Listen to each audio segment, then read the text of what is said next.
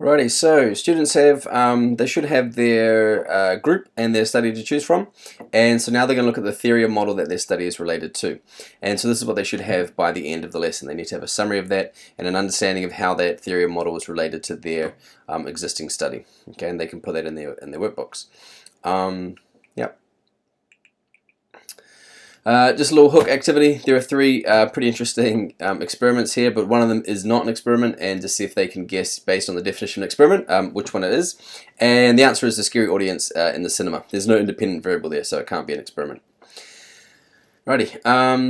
Alright, so this can just, in their groups, they talk about what's the purpose of any experiment, recap that, and I mean that's to find cause and effect between variables. They should hopefully get it, and then maybe they can come up with the purpose of their experiment, the one that they've replicated. This is a bit of chalk and talk, so giving some examples of our studies related to theories, and generally speaking they're going to demonstrate one or more aspects of that theory or model, right? And and just a little tip here that, you know, the phrase theory or model, it might not be called, they might not have the name model or theory in the name.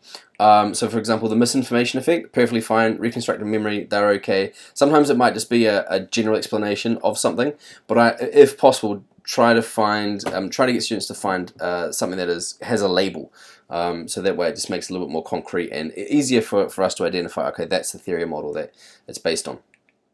Alright, so here are just some examples. You know, this social cognitive theory, Bandura's Bobo experiment, shows how aggression can be learned behavior.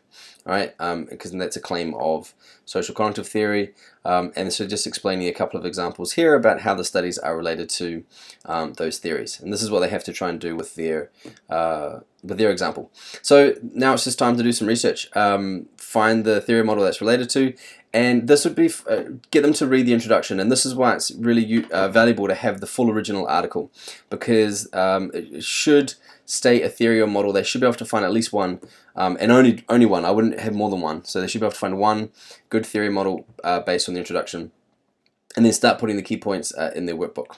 All right. Yeah. One thing that they just a little bit of fine point here. Fine print is the relevance of the study. That's something that has to be in the introduction, and so it's important that they try and find the notes for that as well. Alright, and so that's it. Now, I mean, that might not seem like a lot to do in an hour, but I'm always amazed at how it takes students way longer to do things than we anticipate. So, you know, I like to have a good chunk of time to get that done, and you can always move them on to the next stage if they finish early. But yeah, I think there's nothing wrong with taking it slow at this stage, because the more time they spend reading and comprehending the study they're replicating and what it means, the better it's going to be down the track. You know, if you rush through this phase, they're not really going to comprehend what it is they're trying to do in their experiment, and that's when a lot of mistakes happen with the design and the choices, and they haven't really thought through it. So my advice is just to take your time nice and early, and don't let the students get overwhelmed. And then they put their notes in the homework. And the next lesson we get into coming up with their particular study and what they're going to do.